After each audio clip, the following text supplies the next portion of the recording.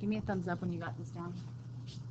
This is like, you know how I've been trying to show you just like a set of instructions, and then we'll reference those as our instructions kind of for the life of that concept. That's what this is here. Your lifeline for how to approach net ionic equations. But it does require that you know a little bit of the terminology in here. The terminology meaning soluble mainly. So that word soluble, what did we use that with yesterday? Dissolves in water. And there's a word that actually means dissolves in water. Well, the polar things do, but I'm looking for, I heard it. Say again? Aqueous. Yeah, we're looking for aqueous, which is going to reference the fact that you know that all the soluble products or the soluble compounds are aqueous in solution, meaning they dissolve. So this is all going to be related back to our solubility rules.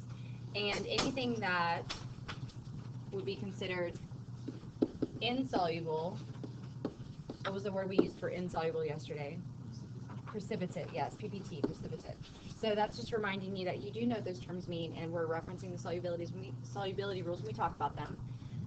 And then this whole idea is going back to the fact that, yeah, we can write a reaction. I can say sodium plus chlorine makes sodium chloride, and I can say copper plus silver nitrate makes copper to nitrate and silver. Like, we can say anything would happen, but really does it happen? Well, maybe not. And so that's back to the single replacement reactions. The free element has to be where for that reaction to actually happen. The free element in a single replacement has to be high on the activity series, right? So for a single replacement reaction, the free element has to be active or more active than the one that's within the compound. So if it's not, and I think I already saw this on a couple of people's papers in their concept, what if the free element that's there is really low on the activity series and everything else is higher? What would we say? No reaction. So we honestly wouldn't see color change, we wouldn't see precipitates, we wouldn't see gas, we wouldn't see heat, we wouldn't see any of those evidences of chemical changes. Well, that's our single replacement reactions. We can kind of look at the activity series and go along with the game and then play that game. But then with net ionic equations, which is going to be related to more double replacement than single replacement, double replacements, after we wrote our double replacements and we switched to the switcheroo, what do we have to look for? Say again?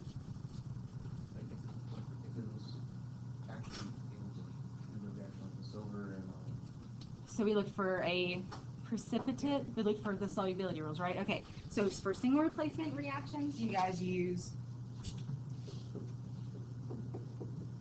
the activity series. And this will tell you, hey, this reaction is going to happen, yay or nay. For a double replacement reaction, you have to look for solubility rules. And so when you look at the solubility rules, you're looking for, is there a precipitate or is there something else happening that would give me evidence of a chemical change? So what are some of those other evidences of chemical changes? Shout them out. Explosion.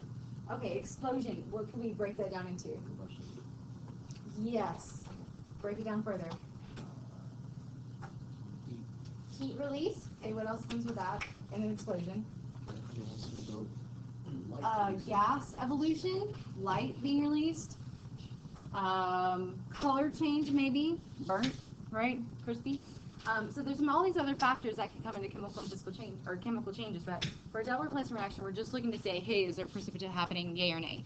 So that's what we have to look for the solubility rules, because otherwise it's like, okay, guys, liquid 1, pour into test tube. Liquid 2, pour into test tube. Liquid at the end. Does it look like anything happened? No, so we call it no reaction, but a lot of times our precipitates are colorful, they're solids, we can kind of see something happening. Okay, so how does that pertain here? Well, you guys know, like at a sporting event, so who had a game last night? A couple people's games last night. Okay, so all these people are in the audience and they were watching you. What do we call those people? Spectators, right? So they're watching the actual events of the game. Are they actually doing anything though? Are they causing the game to happen faster or slower or actually react more or less? No, they're spectators. They're watching the events happen and that's it. So we actually have ions that do the same thing. They spectate. They watch the actual reaction happen. They let the two ions that are going to precipitate or going to make a chemical change happen, they let them do it and they sit back and watch. So we call those spectator ions right here. And we actually ignore them and we cancel them out in the final reaction because we're like, hey, you're really not doing anything. You're just there for clarity's sake.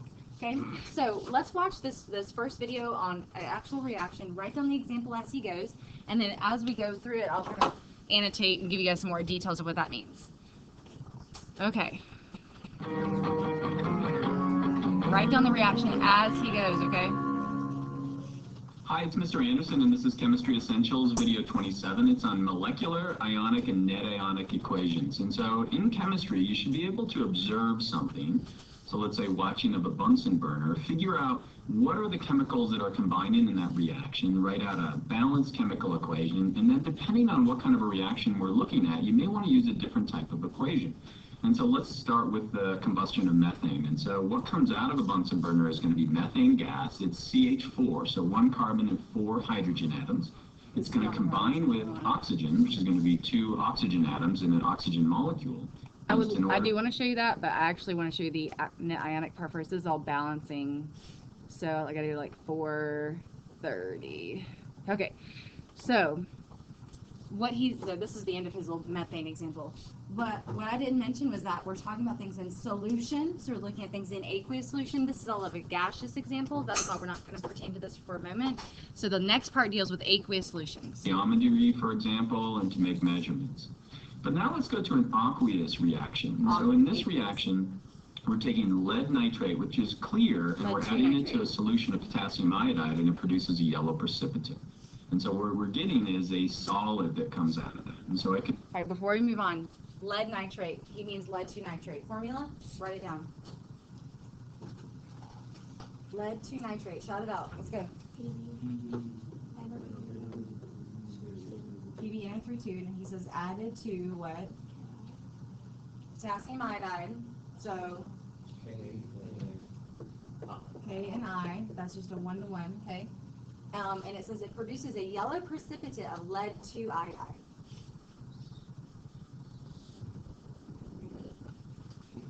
I'm ready when you are. PbI2, because lead 2 crisscrosses its charge down. And so you can figure out what the remainder is. Yep, K and nitrate, so that's called potassium nitrate. I could observe that.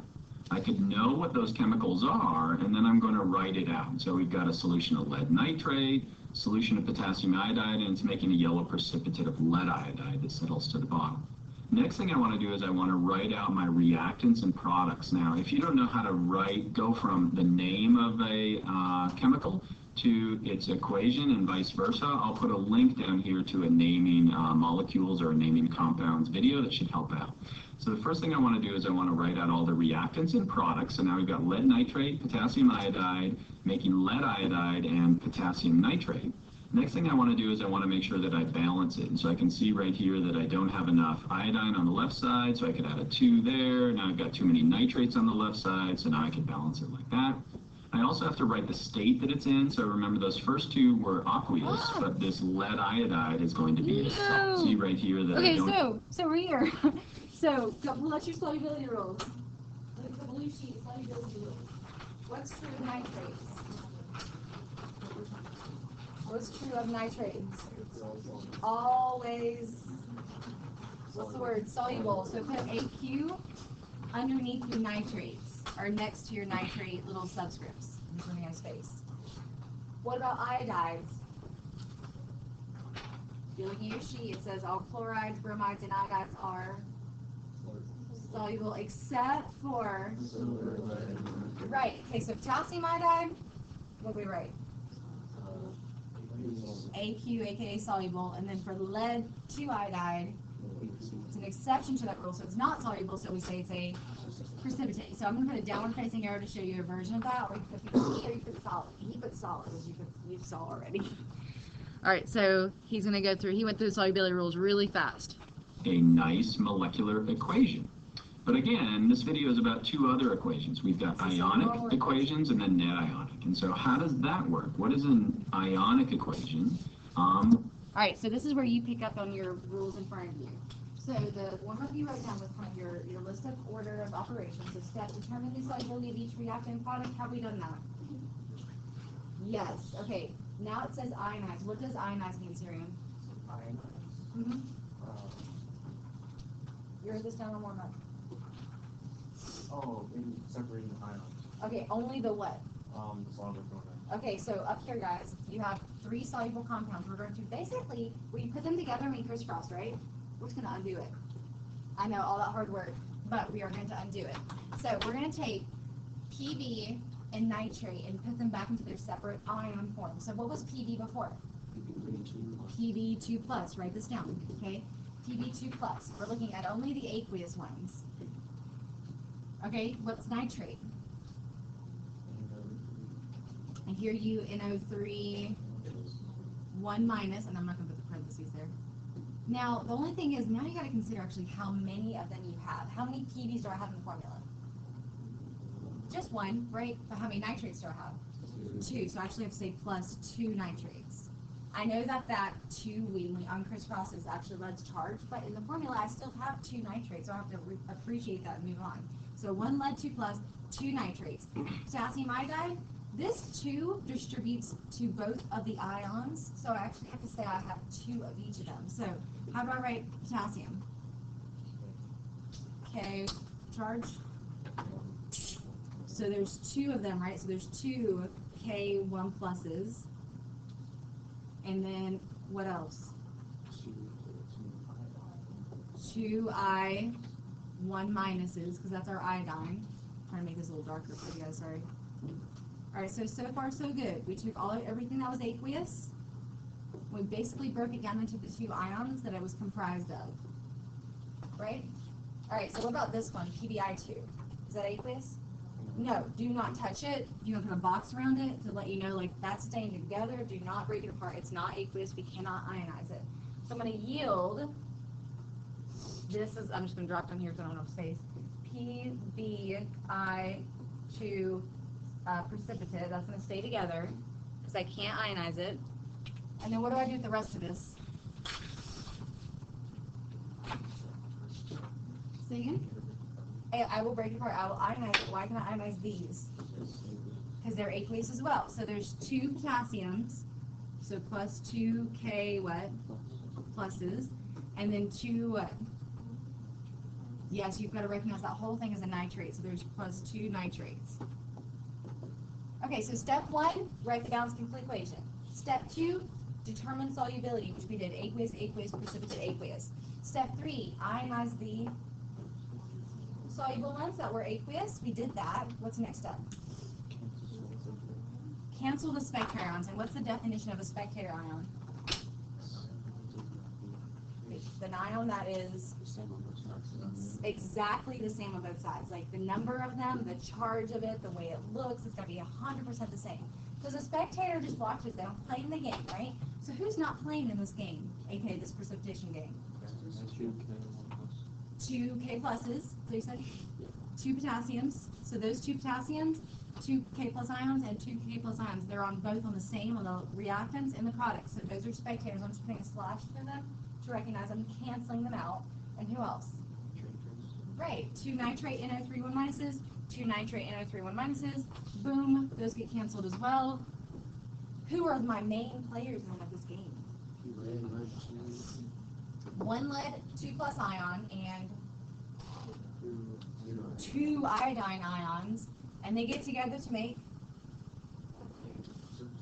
this precipitate, lead 2 iodide, right? So the only thing left would be PB 2 plus, because that stayed, and this stayed, plus 2 I 1 minuses. I'm saying this out loud because this green is really great. Okay, yields PBI2 precipitate. This is my final net ionic equation. So basically, the purple one up here is our just normal balanced chemical equation, molecular equation as it's called. The blue one here, where I started ionizing them all out, that's just called the ionic equation. Because what do I basically have everywhere? Ions, ions, ions.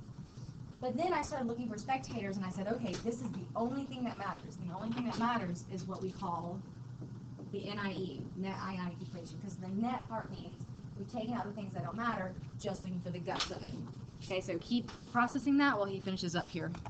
Well, if you think about this lead nitrate right up here, it's not sitting in that solution as a connected molecule, remember, it's going to break apart into its ions. It's going to have its lead ions and nitrate ions, and those are going to disassociate from one another. Those are going to separate from one another. And so when I'm writing out an ionic equation, what I have to do is I have to write out all the ions. And so let's do that one first. I'm going to have that lead ion, which has a 2+ charge, and then 2 of those nitrates, which have a 1- charge. Now, why am I writing a 2 here? Because we have 2 of those nitrates. And so you can see in the ionic equation what I'm doing is I'm busting apart each of those ions. Let's go to the next one. So that potassium iodide, I'm going to break that apart into its 2 ions as well. You can see that I'm writing that this is in solution, so it's aqueous. Next, we get to the lead iodide. Now, remember that lead iodide is a solid. It's that yellow solid. And so I'm not going to bust that apart into its ions. I'm just going to write that as lead iodide as a solid. But then this potassium nitrate is going to break apart into its different ions, so I'm going to write it out like that. So I know that's a lot of work, but this is a complete ionic equation. Why is that important? It really allows us to look at what ions are in that reaction. So if it's ever an aqueous reaction, lots of times we'll use this ionic equation. Sometimes they'll call it a complete ionic equation because it's showing all of the ions that we have present. Okay, what's the third type of equation? That's going to be the net ionic equation. So if we look back at this equation, you can see that we have 2 nitrate ions on the left side, and we also have 2 nitrate ions on the right side. And so they're really not being changed in this reaction. And so we call those spectator ions. They're really just watching. And so what you can do is you can cross out things on the left side that are also found on the right side, as long as they're in the exact same form. Can you find something else on the left side that's also on the right side? That's going to be those potassium ions. So I can cross those out as well. And so once I've crossed out all those spectator ions, I can write it out like this, and that's going to be my net ionic equation. So that's really, it's just showing what atoms are part of this chemical reaction that are actually forming these bonds. And this will become important when we're looking at redox reactions in the front. So now once you've got those equations, so this would be a molecular equation, then you should kind of be able to work back to those particulates. And so let's write out the ionic equation just using symbols, using those diagrams rather. Using those molecules. This is nice because it gives you an opportunity to see how the molecular models come back into play. So what do you see here? You see a thing and then there's 3 things attached to it, right? What does that resemble up here? Well, which element or which ion or which thing would have 1 in the middle and then 3 atoms around it? Nitrate, right, NO3. And then there's another NO3. And then so guess what that is? Say again? Lead, right. There's 1 lead and there's 2 nitrates actually at that point. So these are called particulate diagrams. And so we have lead and nitrate ions. This is what they're going to look like in solution. Remember, they're not connected. They're dissolved in the water. Next, we're going to have the potassium and the iodine. So those are going to be separated as well. This is going to be the iodine, or the big purple spheres, and the small purple spheres are going to be the potassium. And now we're going to have a reaction. What does it look like after that? Then we're going to have the nitrate and the potassium ions. Again, those are spectator. They didn't change. Then we've got the lead iodide. You can see that's that. So this lead and iodine that are connected together, he's trying to resemble what here? What state of matter? A solid. Think back to my lattice structure here. It's really closely packed together. It's a lattice. It's structured very closely. So that's supposed to say, hey, I'm a solid. You can't separate me. But everything else that's the same from left to right, reactants, products, is called spectator because nothing really changed. So it's a nice way to kind of see that visually. All right, let's do one more of these because I want you to see how you can utilize your process over and over again. Do magnesium chloride plus sodium phosphate. Magnesium chloride plus sodium phosphate.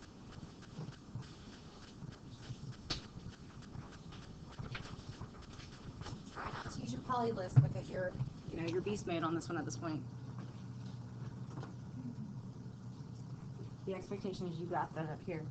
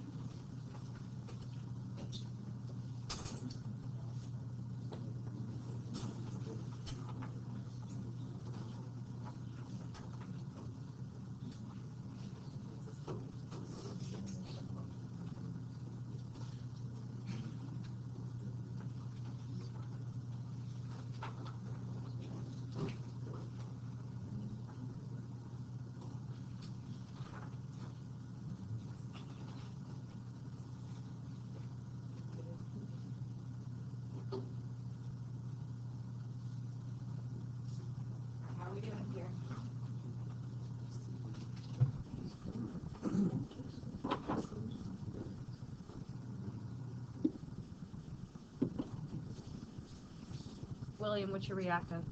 We have MgCl2. And GCl2. Ishmael, what's your other reactant? Na3PO4. So we have sodium phosphate and then magnesium chloride. Sophie, what's one of your products? Wonderful. Mg3PO4 2, because she took magnesium with a 2 plus and phosphate with a 3 minus. Crisscross, got your charges. So we took our plus from our magnesium and our minus from our phosphate. And then Mikado, what's your next one? Other product? NaCl.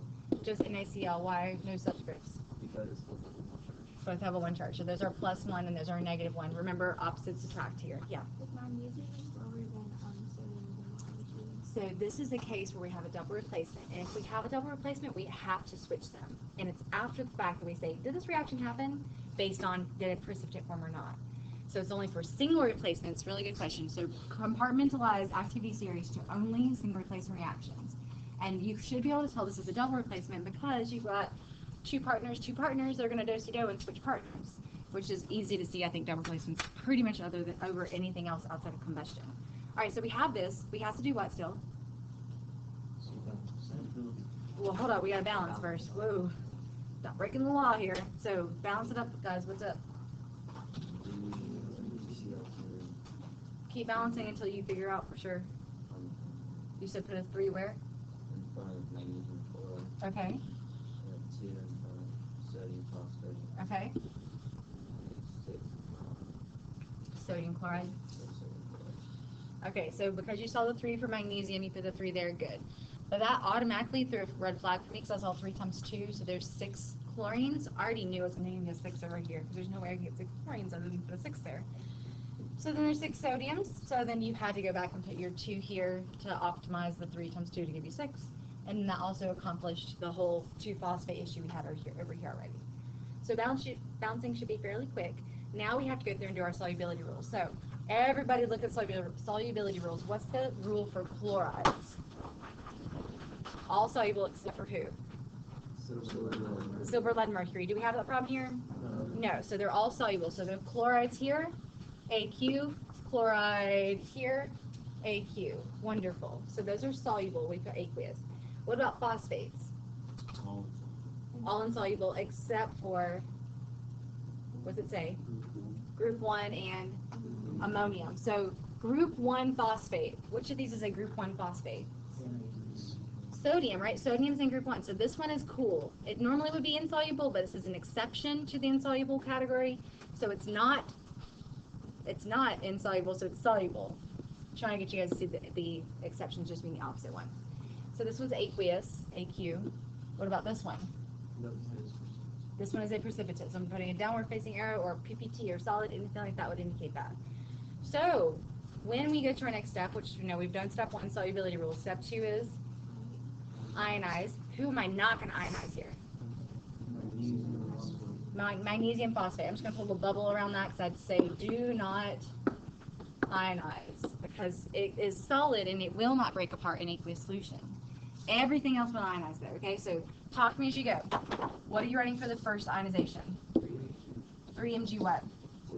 2 plus what? 3, not quite 3. 6, yeah, there's 3 magnesiums, but there's 3 times 2, 6 chlorines, chlorine ions. Do you distribute that 3 out? All right, this one breaks up, break it up. How many sodiums? 6, 2 times 3, so that's 6 sodium ions, and 2 phosphates. So 2 does distribute over to phosphate as well. 2 phosphates. Thank you, 3 minus. Yields, what do I do with this? Keep it, don't touch that. Okay, keep going. Precipitate, and 6 sodium ions, thank you, 1 plus charge, and how many chlorines? There's still 6 right there, right? That 6 does distribute still, so there's 6 chlorine ions as well. Okay, so who did not play in our ball game here?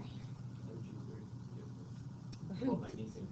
Well, hold on. That's the main player. That's the superstar. It's like making stuff happen. That's the last like shot with Maze and it's done. Okay. So we're talking about who's not playing in the game. Sodium, chlorine. They're just watching, right? Chlorine, 6 chlorines, 6 chlorine ions. 6 sodium ions, 6 sodium ions. Because they're exactly the same, they did not play. That means they were spectators. So we do not need them in our final reaction. Because the final reaction is just supposed to go, this is the stuff that's happening. This is the important part of the reaction. So who's the important players here? How many?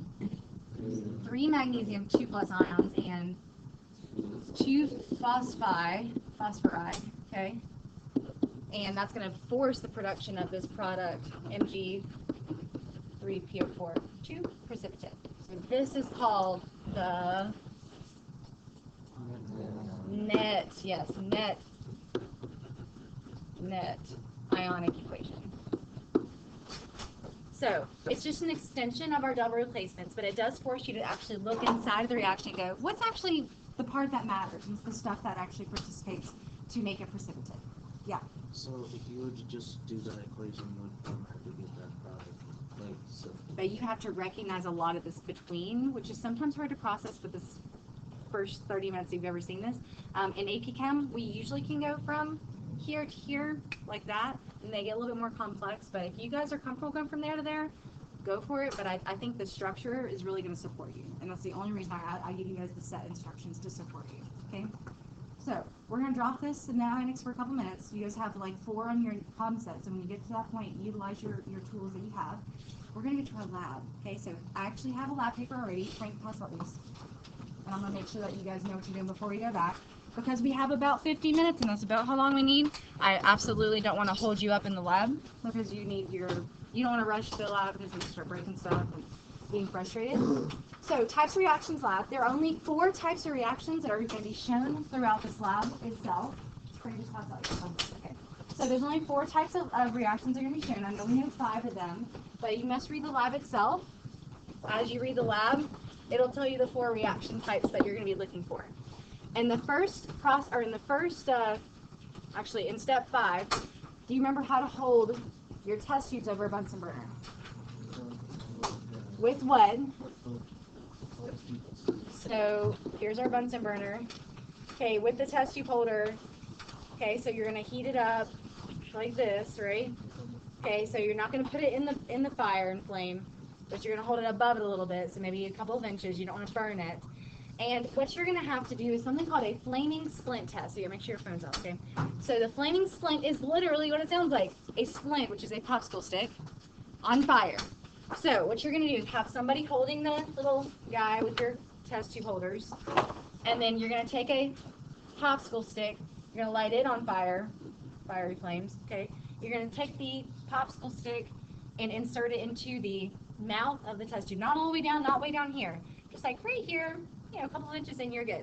And you're looking for an observation there. And you can do it like 2 or 3 times to make sure you get the clear observation. But that's called a flaming splint test. I can help you when you get there.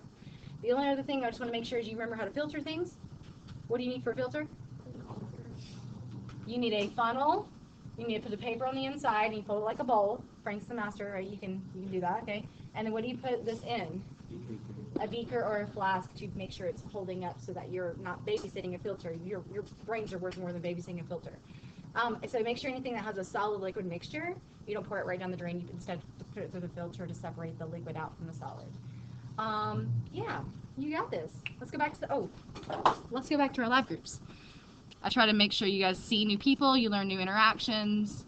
I just use a randomizer, so I need to just shift the tables a little bit, but this is your order. So group 1, this will be your whole lab station here in the front. Lab group 2, that'll be your entire lab station in the back. I lied. Here, let's go back here. Grab your goggles and come back. I just have 2 big lab stations, so it's about 2 minutes here today. Group 1 will be at this big lab station right here.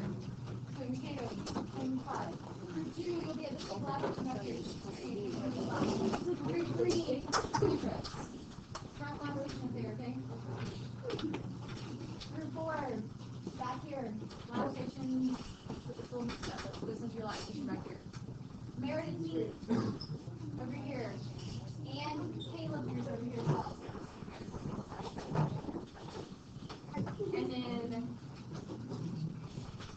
feed, or third side interface, so feed. Alright guys, get the lab out of the lab notebook, or get the notebook out. Everyone have goggles. Everybody have goggles.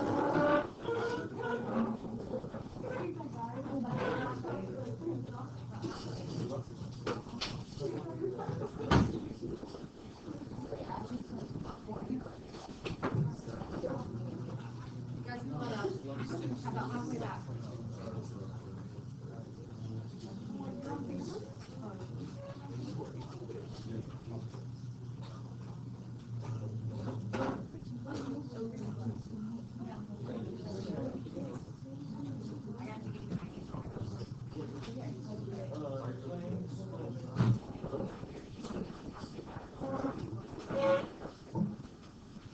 Alright guys, let me give you a heads up on the first couple of steps, okay?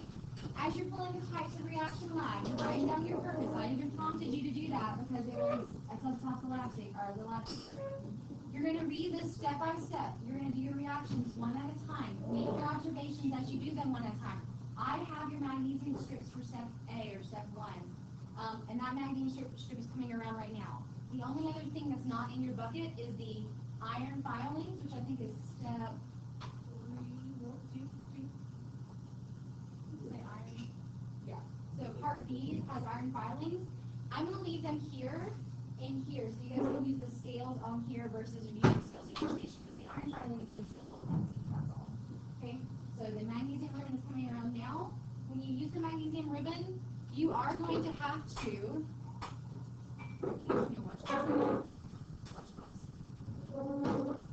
So I'm asking this group for a watch glass. You probably want to make a watch glass.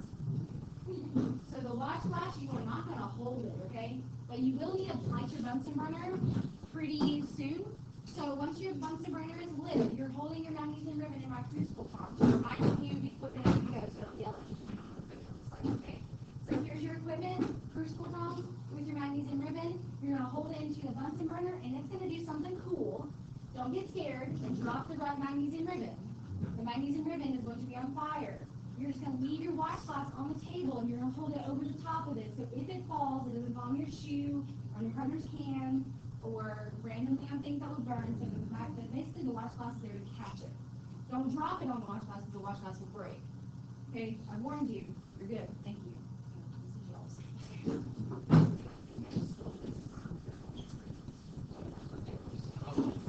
Oh my God.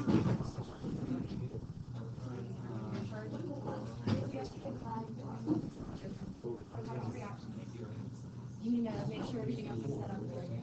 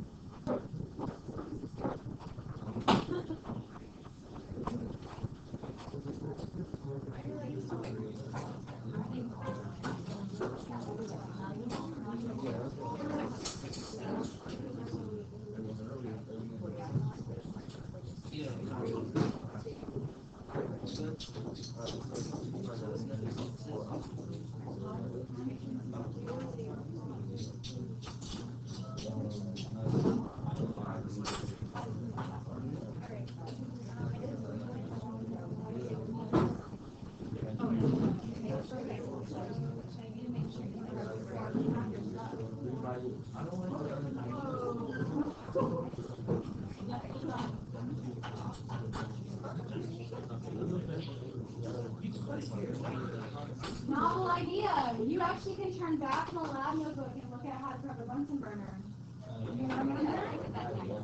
I'm not leaving you hanging. I'm making you use your brain. I'm sorry.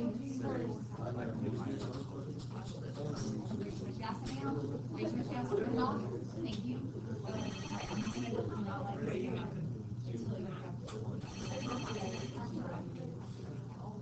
Instead, you turn up the gas. Does not work.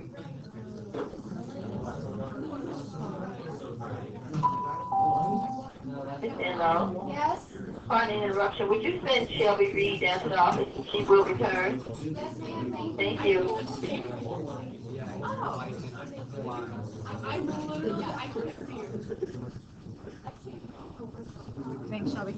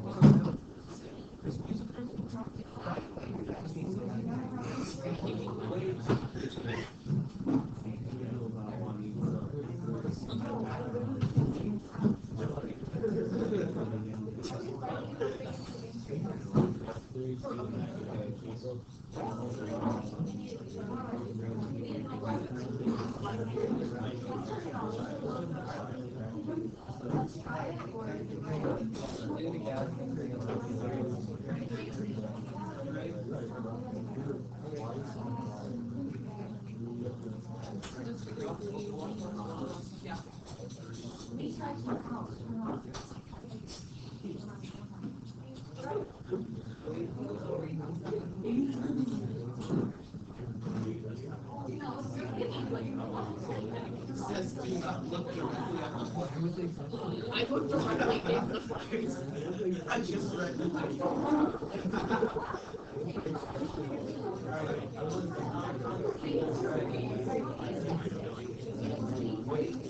powdery.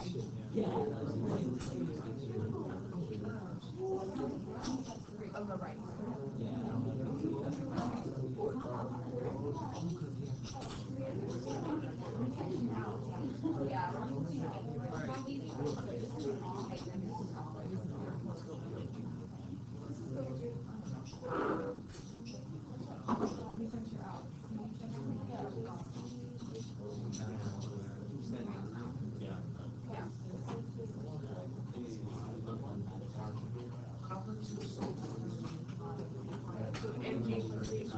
Guys, if you can't get the bus lit, I'm gonna come back to the front. We're just gonna do concept from here on out. I know that you have the skills, you have the brain power, but you're lazy. You obviously rather have a lot of Bunsen burners.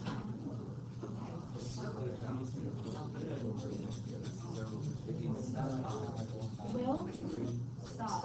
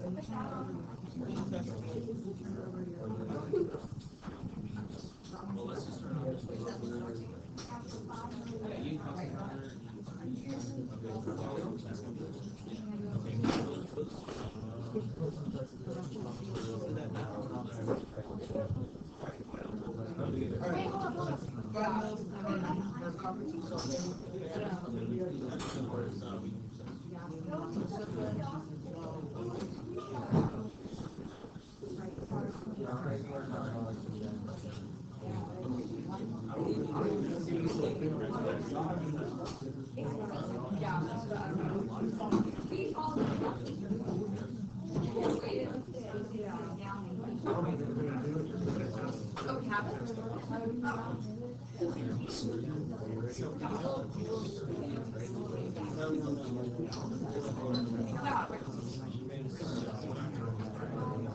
I saw it. Just keep them all out. Do we have a drop?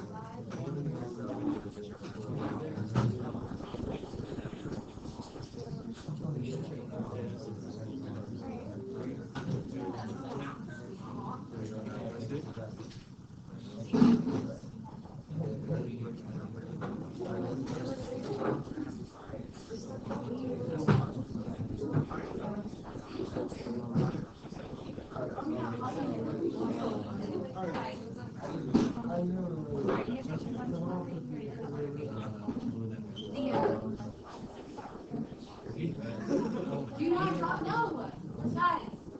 Follow the instructions in the lab. I'm going to cut us off. I'm giving you one more minute to follow instructions. If you guys can't do that, then you're not reading. If you're not reading, it's not safe. No, all of you guys can read. I honestly can't do that. Okay? Because I'm not safe. No. So what did that say? Before I start the whole lab.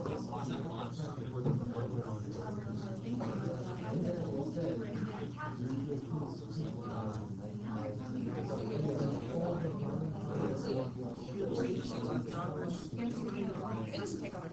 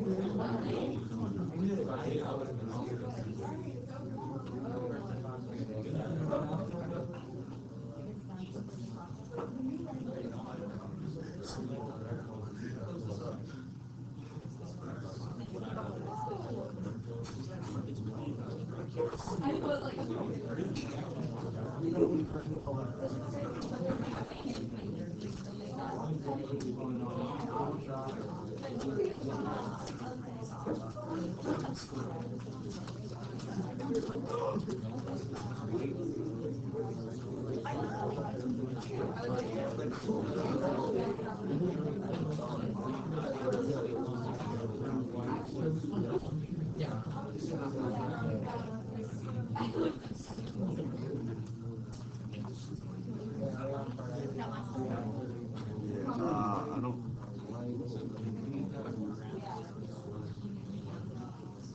Is that my song? Okay. We're shooting guys. It's in your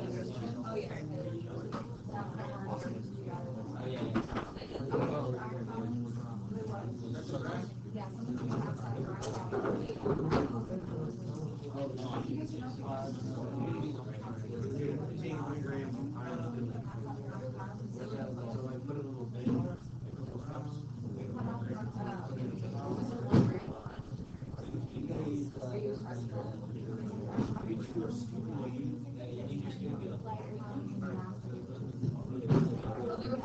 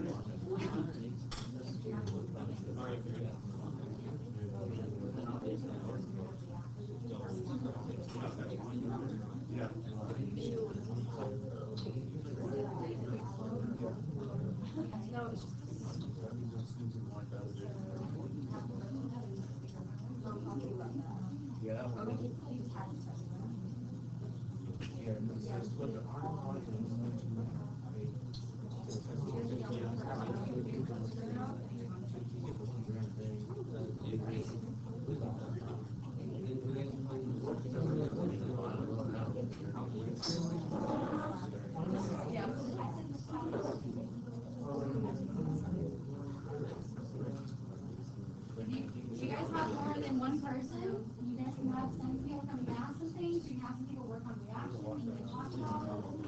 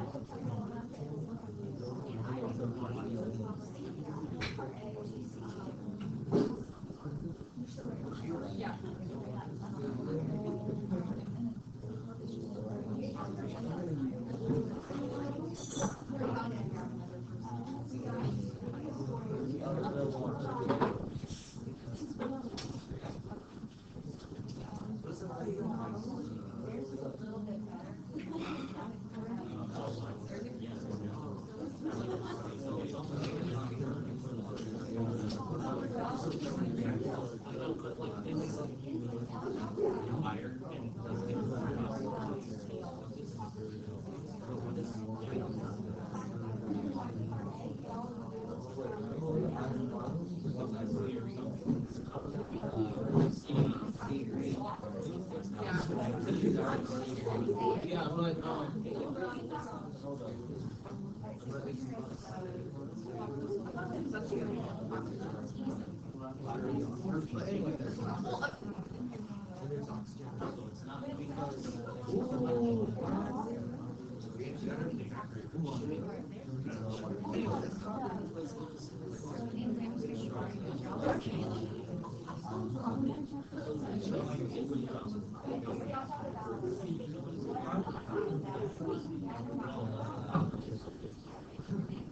it still yields.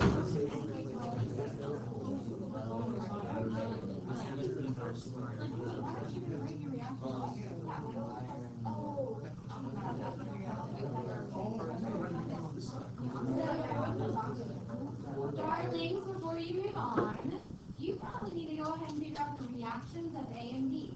So you're going to forget what your reactions were, and you're going to forget what was also present in the atmosphere. Before you move on, get your reactions down for A and B.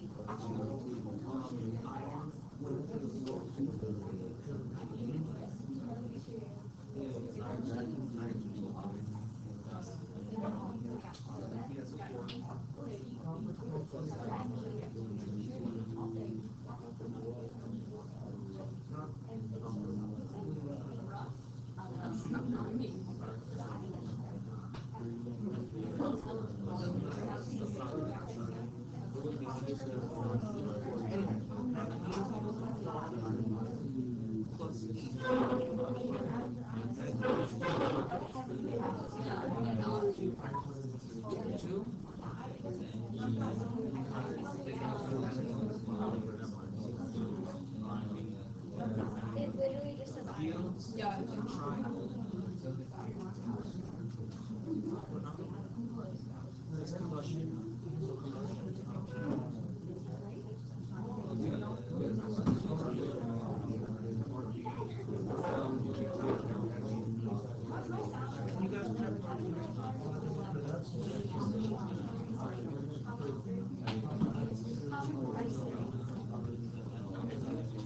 Good question, guys. Iron generally forms a 3+ charge. That is its most common form. If it's going to form a charge, it will likely form a 3+.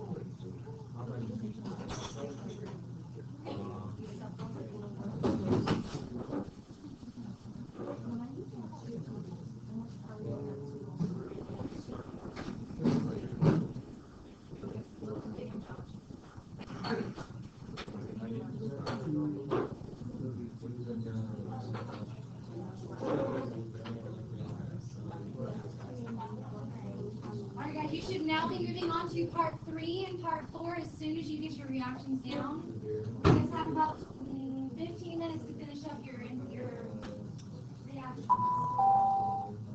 Miss Emma, Yes. when the bell rings, can you let Omar know to come to the attendance office for dismissal? I'll let him know. Thank you.